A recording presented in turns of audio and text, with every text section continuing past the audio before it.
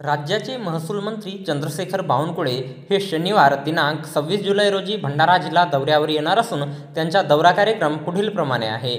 या दौऱ्यात महसूल मंत्री नागरिकांसोबत त्यांच्या विविध प्रश्न समस्यांवर जनसंवाद करतील.